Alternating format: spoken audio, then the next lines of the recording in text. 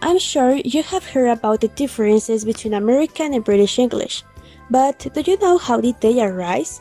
What are their differences? Is this a big deal for non-native speakers?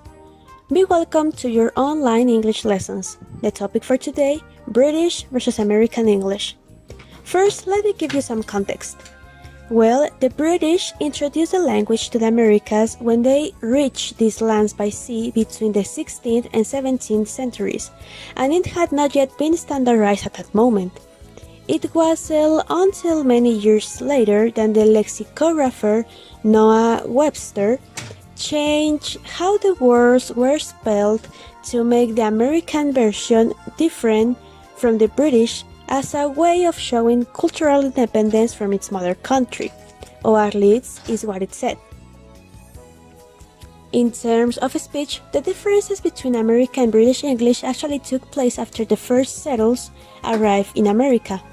On the other hand, higher classes in the UK wanted to distinguish the way they spoke from the common masses.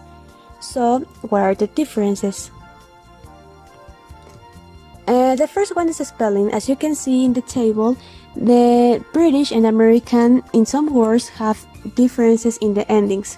For example, in the words familiarize and organize, in the British accent or the British form, they spelled ISE, while in the American one, they spelled IZE.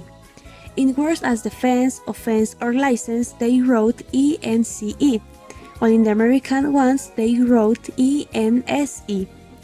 Or in verbs like born, dream, or leapt, the British, they consider these verbs as irregular ones, and for that reason, they only spell with T, the past forms. But in America, they consider these verbs as regular, and they only add ET.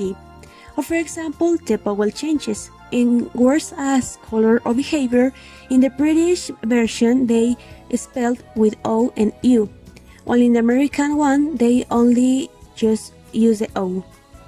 And what about the vocabulary? Well, what's the name of this type of food?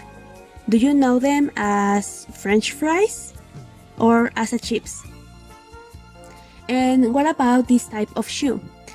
Do you know it as sneakers or as a trainers?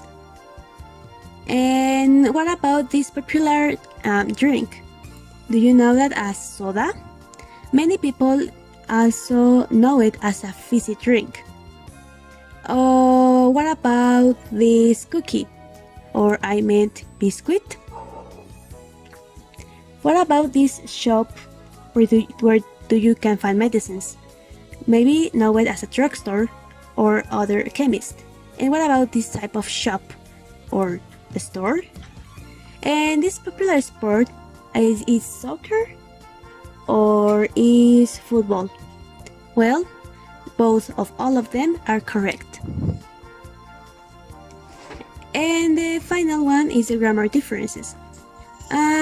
For example, words as team or as family, audience, or band are called collective nouns. Why? Well, it's implicit that there are two or more people in that word.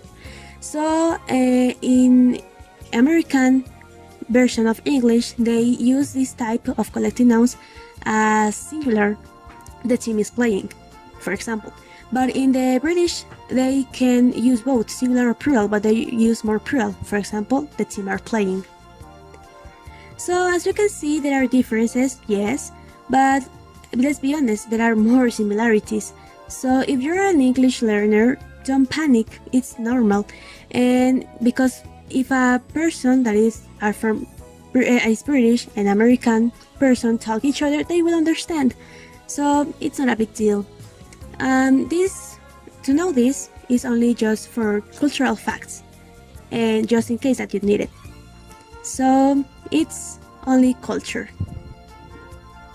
Well, thanks for watching and hope that this video can be useful for you.